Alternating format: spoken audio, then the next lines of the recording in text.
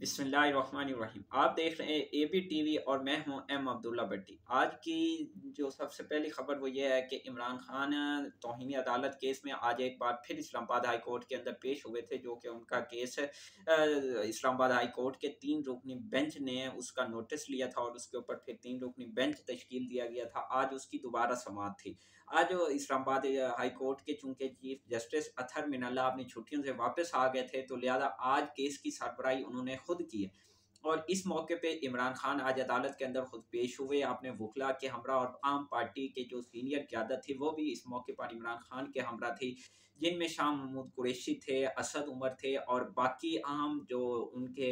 लोग थे वो भी इस मौके पर उनके साथ थे। इस मौके के ऊपर जब केस की समाअत शुरू हुई तो इमरान खान के जो वकला थे उन्होंने इमरान खान का जो जवाब जमा करवाया था, उसके ऊपर अदालत ने ये कहा कि इस चीफ जस्टिस अतहर मिनल्ला ने ये कहा कि इमरान खान से इस तरह का जो उन्होंने मतलब के जो बयानात दिया और जो जवाब जमा करवाया, इमरान खान ने जवाब एक्चुअली ये जमा करवाया है कि मैं जज से माफ़ी तो नहीं मांगूंगा, ज़ेबा चौधरी से, लेकिन मैं अपने अल्फाज वापस लेने के लिए तैयार हूँ। जिसको इस्लामाबाद हाई कोर्ट के बेंच ने उसको एक किस्म का मुस्तरद करते हुए, उनका ये वाला जो एक माफ़ीनामा था उसको मुस्तरद करते हुए उनको मज़ीद 1 हफ़्ते का टाइम दे दिया है, जो कि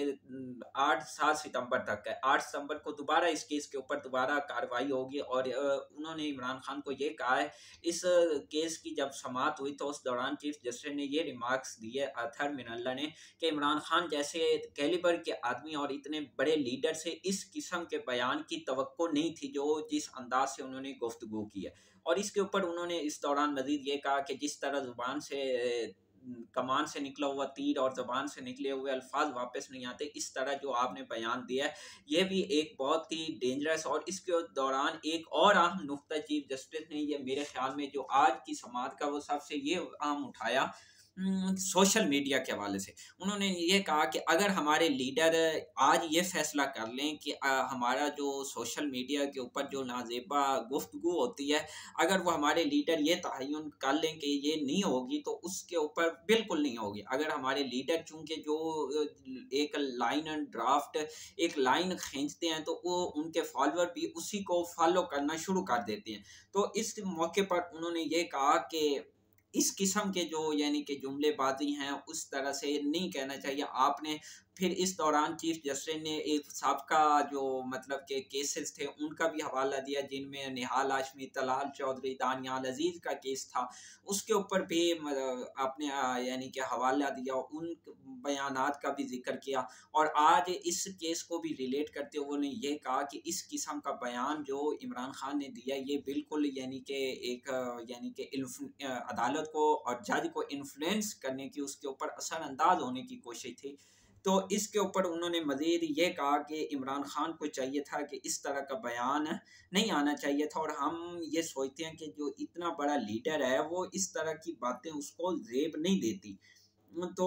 वो इस दौरान चीफ जस्टिस ने ये भी कहा कि इमरान खान, लगता है कि इमरान खान को ये एहसास ही नहीं है कि उन्होंने ये वाला जो बयान है ये कैसे दे दिया। तो इस मौके पर उन्होंने कहा कि काश अदलिया जो है यानी कि जो है ना हमारे मतहत लोग, वो इस तरह की जो चीज़ें हैं वो उसको मद्देनज़र रखते हुए अगर वो इन मामलात को पूरी तवज्जो और दिलजमी के साथ अगर यानी कि हमारी उन्होंने बल्कि इस मौके के ऊपर एक और नुक्ता ये भी उठाया कि मेरे ऊपर जो सोशल मीडिया यानी कि जो तस्वीर मुख्तलिफ जजेज और मुख्तलिफ लोगों के साथ पोर्ट्रे की जाती हैं, इनसे मुझे फ़र्क नहीं पड़ता। लेकिन ये हमारा एक यानी कि अलमिया बन चुका है सोशल मीडिया के कि एक जब यानी पसंद और नापसंद का यानी कि फ़ैसला और उसको मद्देनज़र रखते हुए यानी कि उसको अपनी मर्जी से उसको हैंडल किया जाता है, तो जो कि ये एक मतलब कि एक नामुनासिब सी बात है। तो इस मौके पर उन्होंने मज़ीद ये कहा कि ये हम ये नहीं कहते कि आप मतलब कि आपका जो इन्फ्लुएंस है वो एक मतलब किसी भी तरह का एक मतलब कि वो आपने जब ये कहा कि रात को अदालतें खुल जाती हैं, तो उन्होंने ये भी कहा कि बिल्कुल अदालतें रात को एक आम आदमी के लिए भी खुलती हैं, बल्कि आम आदमी के लिए हम 24 घंटे भी बैठने के लिए तैयार। उन्होंने ये भी इस चीज़ का भी हवाला दिया। तो इस दौरान उन्होंने पिछले कोई 3 एक फैसले जो इमरान खान के वकील हैं, उन्होंने उनको ये कहा कि सुप्रीम कोर्ट के जो 3 फैसले हैं साबका, उनको भी मतलब आप स्टडी और करके आएँ अगले केस के दौरान। तो ये आज की कुछ प्रोसीडिंग के आम नुकात थे। और इस दौरान अटॉर्नी जनरल अदालत ने 3 यानी कि लोगों को भी यानी कि एक अदालती मुआविन नामज़द किया है, जिनमें मखदूम अली खान है, मुनीर मलिक हैं और पाकिस्तान बार कौंसिल के नुमाइंदे हैं, उनको अदालती मुआविन मुकर्रर किया गया। और इमरान खान की जब आज पेशी थी, तो इस दौरान सिक्योरिटी के भी सख्त इंतजाम किए गए थे और हर यानी कि एफसी की जो सिक्योरिटी थी वो तैनात थी। लोगों को एक पूरी यानी कि फुल सिक्योरिटी का भी इंतज़ाम किया गया था। तो अब अगली समाअत तक इमरान खान को एक बार फिर मौका दे दिया गया है कि वो इसका क्या जवाब देते हैं। तो इस दौरान जब आज ये फैसला आया, तो इस दौरान नून लीग के जो चंद अहम रहनुमा हैं, जिनमें मरियम नवाज है, वफाकी वजीर कानून है, उनकी जानिब से ये रद्द-ए-अमल आया है कि जो जिस तरह का यानी कि ये वाला फैसला है, अदालत को दोहरा मियार इख्तियार नहीं करना चाहिए। बल्कि यानी मरियम ने एक बार फिर अदालत को और जजेस को एक बार फिर यानी कि वो एक इन्फ्लुएंस, जैसे आज चीफ जस्टिस ने खुद भी कहा इमरान खान को कि ये आपका जो बयान था, ये इन्फ्लुएंस करने के मुतरादिफ था। तो इसी तरह आज मरियम ने भी एक किस्म का फिर वही है, यानी कि जो माजी करीब में जैसे ये चीफ यानी कि वज़ीर आला पंजाब हमजा शहबाज और के हवाले से जो सुप्रीम कोर्ट ने फैसला दिया था, उसके ऊपर एजाजुल एहसन और बाकी जो बेंच था, उसके ऊपर जो उन्होंने उमर अता बंदियाल की जेर सदारा जो बेंच बना था, उसके ऊपर जिस तरह उन्होंने तनकीद की, आज फिर एक दफ़ा फिर उन्होंने कोशिश की कि अदलिया को मतलब ये कहा कि इससे एक चीज़ ये साबित होती है कि जो नवाज शरीफ के साथ की गई थी, जो उनके खिलाफ फैसले दिए थे, वो नाइंसाफ़ी पर मबनी थे। तो इसी तरह फिर वफाकी वज़ीर कानून आज़म नज़ीर तारा ने भी ये कहा कि ये अदलिया का दोहरा मयार है। ये बिल्कुल अदलिया को इमरान खान की जानिब ये इस तरह का जो उनको एक फेवरेटिज़्म और एक उनको एक लायबिलिटी दी जा रही है, एक उनको मतलब कि इज़ाफ़ी यानी प्रोटोकॉल दिया जा रहा है, तो ये नहीं होना चाहिए, बल्कि इमरान खान को सज़ा सुनानी चाहिए, उनका ये मकसद है। तो मेरे ख्याल में इस तरह यानी कि जो बाकी जो कोई भी रहनुमा है, उनको इस तरह के मतलब चाहे वो इमरान खान है या कोई और है, अदालत और इदारों को प्रॉपर इदारों की डोमेन में रह के उनको काम करने दिया जाए। हम बाकी लोगों को ये यानी कि बात ज़ेब नहीं देती कि वो उनके ऊपर इन्फ्लुएंस करें, असर अंदाज होने की कोशिश करें।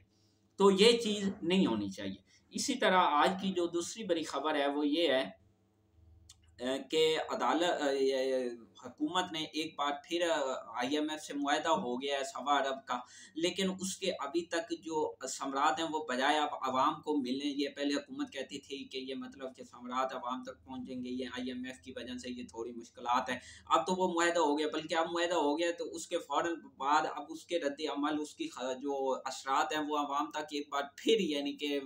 मनफी अंदाज में पहुंचना शुरू हो गया। वो ये है कि आज हुकूमत ने बिजली के बिलों में फिर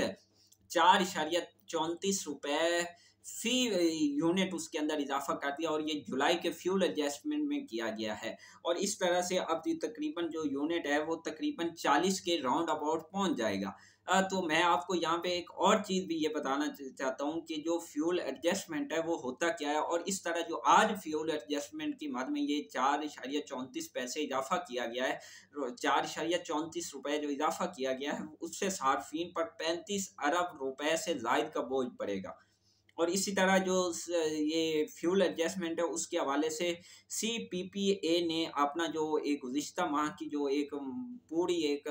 फ्यूल एडजस्टमेंट की डिटेल है वो शेयर किया। वो ये है कि पिछले माह पानी से 35.17% बिजली पैदा की गई, इसी तरह कोयले से 12.74% बिजली पैदा की गई, डीजल से 1.46 और फर्नेस ऑयल से 6.42% बिजली पैदा की गई। और इस तरह फिर सेंट्रल पावर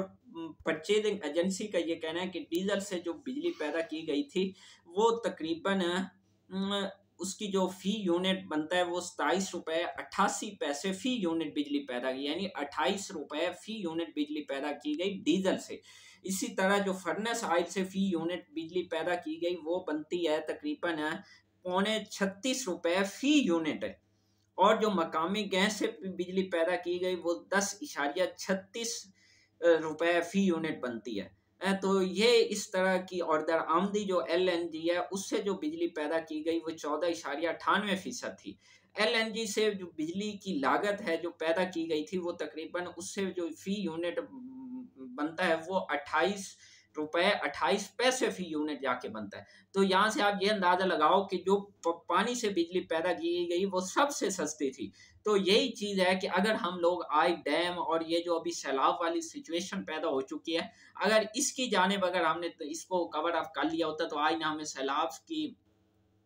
जो खद्दो-खाल पैदा हो चुके हैं, इससे लोगों की जो 3.5 करोड़ से ज़ायद लोग इस वक़्त मुतासिर हो चुके हैं। लाखों यानी कि लोग जो वो बेघर हो चुके हैं, लाखों मवेशी मर चुके हैं, लाखों एकड़ तकरीबन 31 लाख यानी कि जो एकड़ ज़मीन है वो यानी कि फसलें तबाह व बर्बाद हो चुकी हैं, लाखों एकड़। इसी तरह यानी कि जो ये सारी सिचुएशन पैदा हुई है पानी की वजह से, लोग जहाँ बहक हुए हैं यानी कि 12 से 100 के राउंड अबाउट, और सैकड़ों जख्मी हुए हैं। तो ये ना होते बल्कि हम आज बिजली सस्ती पैदा कर रहे होते, आज हम आईएमएफ के चुंगल से भी आज़ाद हो चुके होते अगर हमने डैम बनाए होते। तो मेरे ख्याल में अभी भी वक्त है कि अगर हम लोग डैम की जानिब मुतवज्जे हो जाए। और दूसरी जानिब वज़ीर आज़म ने भी आज केपीके का दौरा किया और इस मौके पे उन्होंने मतलब 10 अरब रुपए का एक बार फिर उधर भी पैकेज अनाउंस किया केपीके के लिए, जो सैलाब मुतासरीन है उनके लिए। इसी तरह आर्मी चीफ साहब खुद भी इस केपीके के अंदर मौजूद थे। आज उन्होंने सवात का दौरा किया, वहाँ के लोगों से मिले, उनके मसाइल दरियाफ्त किया और उनको तसल्ली दी कि हम आपके साथ हैं और आपके शाना बशाना है और हम पूरी कोशिश के साथ आपको जल्द अज जल्द रिलीफ फराम करने की कोशिश करें। और इस मौके पर वज़ीर ख़ारिजा जो बिलावल भुट्टो हैं वो भी इस वक्त इंटरनेशनल कम्युनिटी के साथ उनको इंगेज कर रहे हैं, उनको अपनी तरफ मुतवज्जे कर रहे हैं और इस हवाले से वो सेमिनार कंडक्ट करना चाहते हैं ताकि जो इस तरह से उन सेमिनार के ज़रिए यानी कि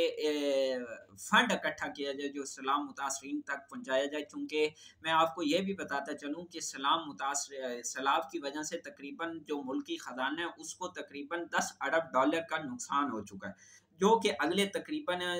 जो हमारी मुआशी सिचुएशन है वो तकरीबन अगले 4 से 5 साल के अंदर ये जाके यानी कि उन लोगों को ये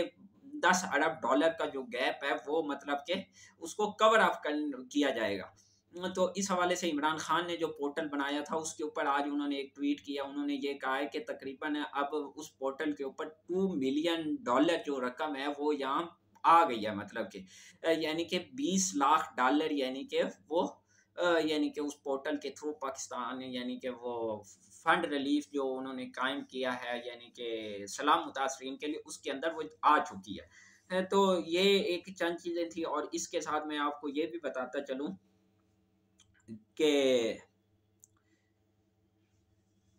इंग्लैंड की टीम ने रवां माह पाकिस्तान का दौरा भी करना है, जो कि तक 20 सितंबर से शेड्यूल है। 20 सितंबर से लेके 2 अक्टूबर तक कराची और लाहौर के अंदर शेड्यूल है। उसके जो इब्तदाई 4 मैचेज़ हैं वो कराची के अंदर खेले जाएंगे, जो कि 20,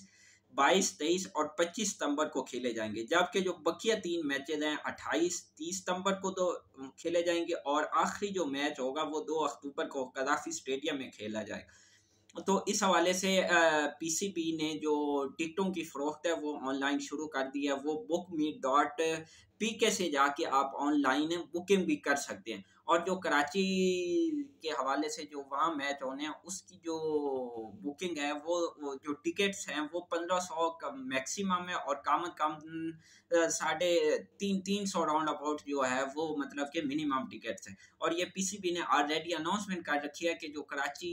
से जो रकम इकट्ठी होगी ये कराची से वो सैलाब मुतासरीन को दी जाएगी। और इसी तरह जो लाहौर वाले हैं वो मैक्सिमम जो टिकट है वो 3000 रुपये और मिनिमम 500 रुपये टिकट। तो जो लोग ये मैच से महजूज होना चाहते हैं तो वो जल्द अज जल्द जाके टिकट खरीद सकते हैं। और इस मौके में मैं आपको ये भी बताना चलूँ, चूँकि जो इंग्लैंड के कप्तान हैं जॉर्ज बटलर वो इस वक्त इंजरी का शिकार है। तो इस हवाले से जो अब इंग्लैंड की टीम की जो कप्तानी है वो मोइन अली के स्पुर्द की गई है। तो रवा हफ्ते उनकी टीम का जो है उनकी टीम उनकी अनाउंसमेंट भी हो जाएगी जो पाकिस्तान टूर करेगी। तो ये एक आज की जो एक चंद अहम बातें थी जो कि आप तक मुंतकिल की। अगर आपने आखिर में आपसे ये गुजारिश है, अगर आपने चैनल सब्सक्राइब नहीं किया तो प्लीज़ चैनल को सब्सक्राइब करें और बेल आइकॉन पे क्लिक करें ताकि हर आने वाली वीडियो आप तक बर वक्त पहुँचे। और आपने सलाम मुतासरीन बहन भाइयों की यूं ही बढ़ चढ़ के मदद करते रहें। वो इस वक्त बहुत मुश्किल में है और बहुत टेंशन में है, लिहाजा बढ़ चढ़ के उनकी जितनी भी मदद हो सके वो उनकी जारी रखें। और बल्कि आपको यहाँ पे एक और पॉइंट बताता चलूँ कि रवा हफ्ते अगला जो हमारा हफ्ता शुरू हो रहा है उसके अंदर अक़वाम मुत्तहिदा के जो जनरल सेक्रेटरी हैं अंतोनियो गुतेरेस वो भी पाकिस्तान का दौरा करेंगे और सलाम मुतासरीन के जो जगह हैं उनका भी दौरा करेंगे। और इस हवाले से हमारे जो पॉलिटिकली लीडर हैं वो मुख्तलिफ मकामात का दौरा कर रहे हैं, जैसे मरियम नवाज़ है वो केपी वो जनूबी पंजाब का दौरा कर रही है। आज उन्होंने राजनपुर का दौरा किया और इस हवाले से उन मुतासरीन से मुलाकात कर रही है, उनकी दाद रसी कर रही हैं। ये मेरे ख्याल में अच्छा है। बाकी लेकिन यहाँ एक और जो पॉइंट है जो अभी मेरे सामने से खबर गुजरी है वो ये है कि मीरपुर ख़ास के अंदर कुछ लोगों ने यानी कि सलाम मुतासरीन ने एहतजाज किया अपनी, यानी कि अब वो बेचारे और फिर उनके ऊपर आपने कार्य सरकार के अंदर मुदाखलत का मुकदमा, ये खुदारा उनके जख्मे पे मजीद नमक न छिड़के। वो पहले मजबूर हैं, वो पहले लाचार हैं, वो पहले बेबस हो चुके हैं, वो पहले अजियतनाक और एक बेबसी वाली ज़िंदगी गुजार रहे हैं, एक मुश्किल तरीन टेंशन वाली एक ज़िंदगी गुजार रहे हैं। वो बेचारे उनके बच्चे भूखे हैं, खुद यानी कि वो घरों से बेघर हो चुके हैं, वो छत से महरूम हो चुके हैं। तो लिहाजा उनकी दाद रसी करने की बजाय उन पे मजीद ये जुल्म मत ढाएं और उनको इस तरह के मुकदमात के चुंगल में मत फंसाएं और उन बेचारों की बजाय दाद रसी करें। तो ये मेरी आज आपसे ये गुजारिश है कि लिहाजा हुकूमत को ये थोड़ा सोचना चाहिए कि उन पे इस तरह के जुल्म और बर्बरियत मत ढाए, उनको बजाय रिलीफ फराम करे, उनको प्यार मोहब्बत से, चूँकि वो बेचारे इस वक्त बहुत मुश्किल है, लिहाजा उनके हुकूमत से ये अपील होती है। लिहाजा वो इस वक्त टेंशन, अब जब एक उनको खाने के लिए वो परेशानी के आलम में वो थोड़ा एहतिजाज तो करेंगे ना, और ये हक है, ये जमहूरियत के अंदर ये हक होता है कि आप अरबाब इख्तियार से अपने जो हकूक हैं उनके हवाले से आवाज़ बुलंद कर सकते हैं। तो लिहाजा ये हुकूमत मेरे ख्याल में सिंध हुकूमत को और वज़ीर आला सिंध को इस हवाले से नोटिस भी लेना चाहिए कि इस तरह के जो मुकदमात हैं वो इस तरह के नहीं होने चाहिए। और बाकी जो बलूचिस्तान की तरफ से जो एक रेला आ रहा था तो वो आज दादू से गुजरेगा, तो लिहाजा दादू के जो कुछ इलाके हैं उनको भी खाली करा लिया गया ताकि मुमकिन सैलाब के पेश नज़र उनको किसी किस्म की उस वक्त टेंशन ना हो। तो ये थी आज की चंद अहम खबरें। तो आखिर में एक बार फिर आपसे ये गुजारिश है कि चैनल को सब्सक्राइब करें और बेल आइकॉन पे क्लिक करें। अल्लाह पाक